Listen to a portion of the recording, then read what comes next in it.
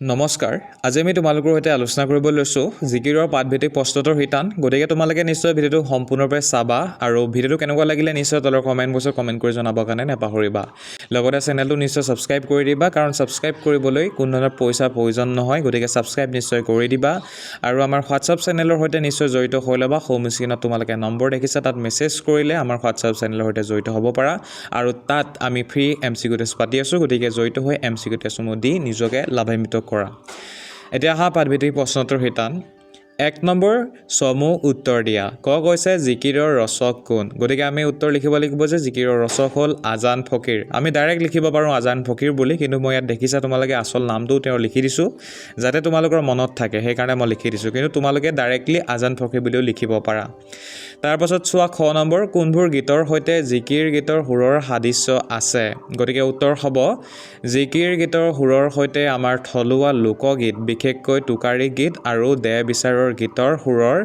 বহুত মিল পোৱা যায় গতিকে আমি ডাইৰেক্ট এই প্ৰশ্নটো উত্তৰ লিখিব পাৰোঁ যে টোকাৰী গীত আৰু দেহ বিচাৰৰ গীতৰ সৈতে সাদৃশ্য আছে বুলি এতিয়া চোৱা গ নম্বৰ প্ৰশ্নটো জিকিৰ শব্দটো কি শব্দৰ পৰা ওলাইছে উত্তৰ হ'ব জিকৰ শব্দৰ পৰা আহিছে বা এনেকৈ লিখিব পাৰা জিকিৰ শব্দটো আৰবী জিকৰ শব্দৰ পৰা আহিছে ইয়াৰ অৰ্থ হ'ল ঈশ্বৰ বা আল্লাহৰ নাম বাৰে বাৰে উচ্চাৰণ কৰা বা স্মৰণ কৰা গতিকে এইটা হৈছে 1 নম্বৰীয়া প্ৰশ্ন যদিহে তোমালোকৰ বিশেষভাৱে বহলাই পিনে লিখিবৰ কাৰণে আহে বা যদি 2 নম্বৰ কাৰণে আহে তেনেহ'লে গোটেই দীঘলকৈ লিখি দিবে ইয়াত যিদৰে লিখা হৈছে যদিহে 1 নম্বৰ কাৰণে আহে তেনেহ'লে ডাইৰেক্টলি তোমালোকে লিখিবা যে জিকিৰ শব্দটো আৰবী জিকৰ শব্দৰ পৰা আহিছে বা জিকৰ শব্দৰ পৰা ডাইৰেক্ট আহিছে বুলি লিখি দিবা ঠিক আছে এতিয়া চোৱা 2 নম্বৰ প্ৰশ্নটো তলৰ শব্দবোৰৰ অৰ্থ লিখা ৰসুল মুমিন ৰহম কুতুব বান্দা ৰসুল হ'লে হ'ব ঈশ্বৰৰ বা আল্লাহৰ দূত তাৰপাছত মুমিন হ'লে হ'ব ঈশ্বৰক বিশ্বাস কৰা ধৰ্মপৰায়ণ মানুহ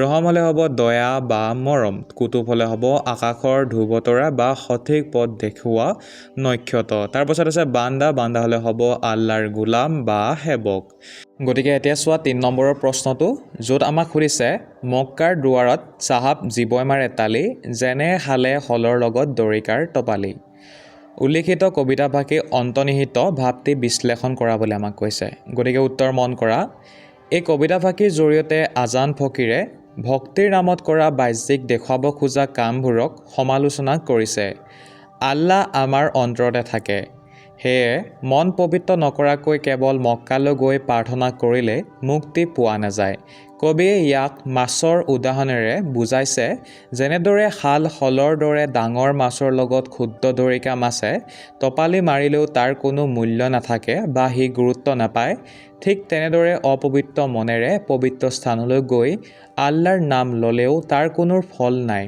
অৰ্থাৎ আন্তৰিকতা নোহোৱাকৈ কৰা ধৰ্মীয় আচাৰবোৰ দৰিকা মাছৰ চঞ্চলতাৰ দৰে অৰ্থহীন গতিকে তোমালোকে এনেকৈ লিখিবা এতিয়া চোৱা 4 নম্বৰ ব্যাখ্যা কৰা কটো কৈছে পানী মৰে পিয়াহত অগ্নি মৰে জাৰত খুদা ৰচুল লুকাই আছে মুমিনৰ আঁৰত প্ৰথমতে আমি লিখিব লাগে প্ৰসংগ গতিকে চোৱা প্ৰসংগ আমি কি লিখিছোঁ উক্ত কবিতাভাষী আমাৰ পাঠ্যপুথিৰ অন্তৰ্গত আজান ফকীৰৰ দ্বাৰা ৰচিত জিকিৰ নামৰ কবিতাটোৰ পৰা তুলি অনা হৈছে গতিকে প্ৰসংগত আমি লিখিব লাগে যে ক'ৰ পৰা তুলি অনা হৈছে লেখক কোন হয় আৰু পাঠটোৰ নাম কি হয় সেয়া আমি লিখিব লাগে ঠিক আছে সেয়া লিখি ল'বা তাৰপাছত চোৱা সংগতিত আমি লিখিছোঁ ভগৱান যে আমাৰ বহুত ওচৰত থাকে সেই কথা বুজাবলৈকে কবিয়ে এই কথাভাষী কৈছে এতিয়া চোৱা ব্যাখ্যা পানীৰ মাজত থাকিও যদি কোনোবাই পিয়াহত কষ্ট পায় বা জুইৰ কাষত থাকিও জাৰত কপে সেয়া যেনেকৈ এটা আচৰিত আৰু ভুল কথা ঠিক তেনেকৈ আমাৰ মনৰ ভিতৰতে ভগৱান থকাৰ পিছতো আমি তেওঁক বাহিৰত বিচাৰি ফুৰাটো এটা ডাঙৰ ভুল এজন প্ৰকৃত বিশ্বাসী মানুহৰ মনৰ ভিতৰতে ভগৱান সদায় লুকাই থাকে নিজৰ মনটোক চিনি পালেহে তেওঁক বিচাৰি পোৱা যায় তাকে কবিয়ে বুজাব বিচাৰিছে গতিকে লিখি ল'বা এয়া এতিয়া চোৱা খ নম্বৰটো মক্কাৰ দুৱাৰত চাহাব ত্ৰিবেণীৰ ঘাট বেহাবৰ নোৱাৰে তাত মায়ে ভেটে বাট উত্তৰ মন কৰা উক্ত কবিতাভাষী আমাৰ পাঠ্যপুথিৰ অন্তৰ্গত আজান ফকীৰদেৱে ৰচনা কৰা জিকিৰ নামৰ কবিতাটোৰ পৰা তুলি অনা হৈছে গতিকে এয়া প্ৰসংগ লিখি ল'বা তাৰপাছত চোৱা সংগতি আধ্যাত্মিক সাধনাৰ পথত পাৰ্থিৱ জগতৰ মায়ামোহ আৰু আসক্তিয়ে কেনে ধৰণেৰে বাধাৰ পাচিৰ হৈ থিয় দিছে বা দিয়ে কবিয়ে ইয়াত তাকে প্ৰকাশ কৰিছে। কবিয়ে মক্কাৰ পবিত্ৰ দুৱাৰমুখক ত্ৰিবেণী সংগমৰ পবিত্ৰতাৰ সৈতে তুলনা কৰিছে। এই আধ্যাত্মিক জগতত প্ৰৱেশ কৰি জ্ঞান বা মুক্তিৰ বেপাৰ কৰিবলৈ হ'লে মানুহৰ মনটো সম্পূৰ্ণৰূপে নিৰ্মল হ'ব লাগে। কিন্তু সংসাৰৰ ধন সম্পদ আৰু লোভমোহৰ প্ৰতি থকা মানুহৰ যি গভীৰ আকৰ্ষণ, সেই মায়াই প্ৰকৃত সত্যৰ পথত বাধা হৈ থিয় দিয়ে। মায়াৰ বান্ধোনত বন্দী হৈ থকা মানুহে আধ্যাত্মিক মুক্তিৰ সন্ধান বিচাৰি নাপায়। তাকে কবিয়ে বুজাব বিচাৰিছে। এতিয়া চোৱা গ নম্বৰৰ ব্যাখ্যা কৰাটো। সজাৰ মইনাটি অনেক যুগতি দেওমাৰি পাৰ হ'লে এৰিলে প্ৰীতি। উক্ত কবিতাভাষী আমাৰ পাঠ্যপুথিৰ অন্তৰ্গত আজান ফকীৰ দেৱে ৰচনা কৰা জিকিৰ নামৰ কবিতাটোৰ পৰা তুলি অনা হৈছে। গতিকে প্ৰসংগ সেয়া লিখি ল'বা। মানৱ জীৱনৰ ক্ষণস্থায়িত্ব আৰু দেহ আত্মাৰ সম্পৰ্ক বুজাবলৈ কবিয়ে ইয়াত সজা আৰু মইনাৰ উদাহৰণ দিছে। কবিয়ে ইয়াত মানুহৰ নশ্বৰ দেহটোক এটা সজা আৰু শৰীৰৰ ভিতৰত থকা আত্মাটোক এজনী মইনা চৰাইৰ লগত তুলনা কৰিছে। জীৱিত কালত আত্মা আৰু দেহৰ মাজত এক গভীৰ সম্পৰ্ক বা প্ৰীতি থাকে।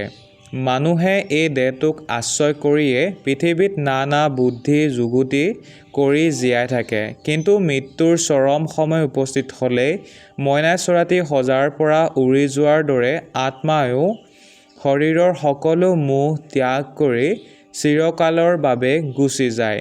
মৃত্যুৱে দেহ আৰু আত্মাৰ মাজৰ যুগৰ যুগৰ সম্পৰ্ক নিমিষতে ছিঙি পেলায়। তাকে কবিয়ে বুজাব বিচাৰিছে।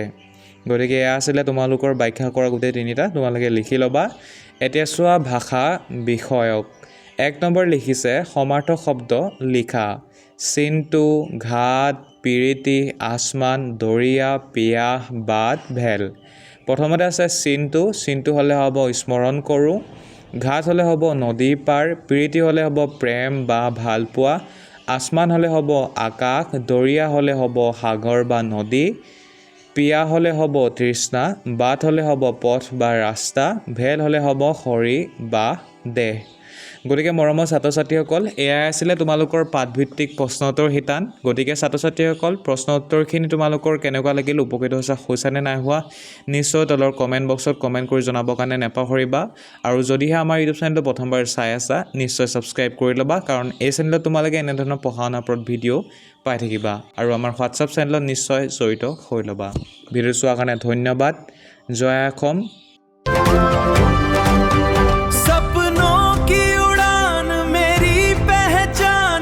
मुश्किल राह मेरी जान, मैं उड़ूंगा, मैं जीतूंगा, हर चुनौती मेरे संग है।